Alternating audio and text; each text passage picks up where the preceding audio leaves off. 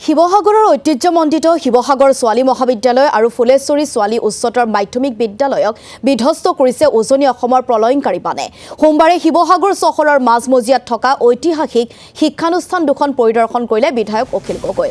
বানত ক্ষতিগ্ৰস্ত বিদ্যালয় তথা মহাবিদ্যালয়সমূহৰ বাবে মুখ্যমন্ত্ৰীক 2 লাখতকৈ অধিক ধন প্ৰদানৰ বাবে আহ্বান বিধায়কগৰাকীৰ। প্ৰাথমিক বিদ্যালয়সমূহক 5 লাখ, মাধ্যমিক বিদ্যালয়সমূহক 10 লাখ, উচ্চতৰ মাধ্যমিক বিদ্যালয়সমূহক 20 লাখ আৰু ঐতিহ্যমণ্ডিত বিদ্যালয়সমূহক 50 লাখ আৰু মহাবিদ্যালয়সমূহক 1 কোটি টকাৰ আৰ্থিক সাহায্য দিয়াৰ দাবী অখিল গগৈ।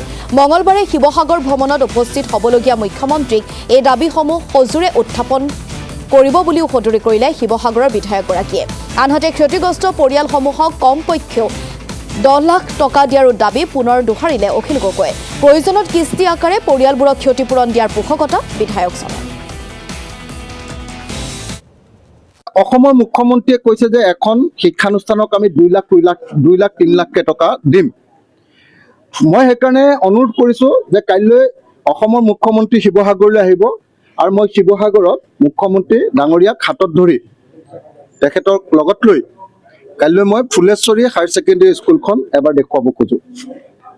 যে ফুলেশ্বৰী হায়াৰ ছেকেণ্ডেৰী স্কুল টাউনৰ মাজমজিয়াৰ ঐতিহাসিক স্কুলখন, যিখনত পদ্মধৰ চলিহাই পঢ়ুৱাইছিলে, যিখনত আমাৰ মহেশ্বৰ নেওগে পঢ়ুৱাইছিলে, যিখনৰ প্ৰথম 2টা ৰুম এতিয়াও আপোনাৰ দীপালী বৰঠাকুৰ আৰু নিৰ্মল প্ৰভা বৰদলৈৰ নামত আছে, তেওঁলোকে পঢ়িছিলে তাত। সেই স্কুলখন পুৰা ধ্বংসপ্ৰাপ্ত হৈ গ'ল। তো তাত আমি এটা বিল্ডিং দিছোঁ 7 কোটি টকাৰ, কিন্তু সেইটো এতিয়ালৈকে হোৱা নাই। 1 বছৰ, 1.5 বছৰ, 2 বছৰ লাগি যাব।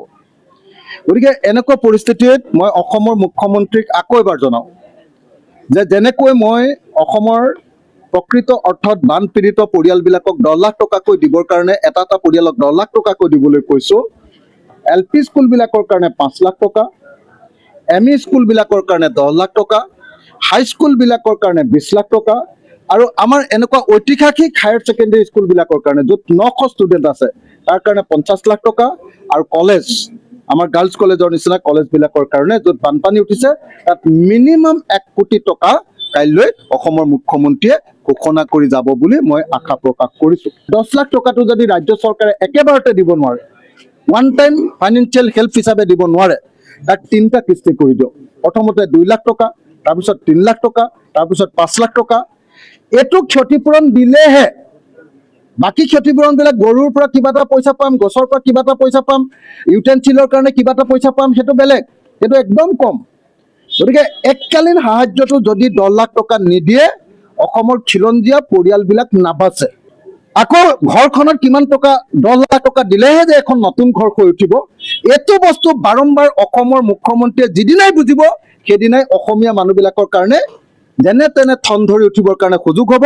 নহ'লে কিন্তু এক পিঢ়ি বুলি যে কয়, এক পুৰুষ 25 বছৰ অসমীয়া মানুহ পিছুৱাই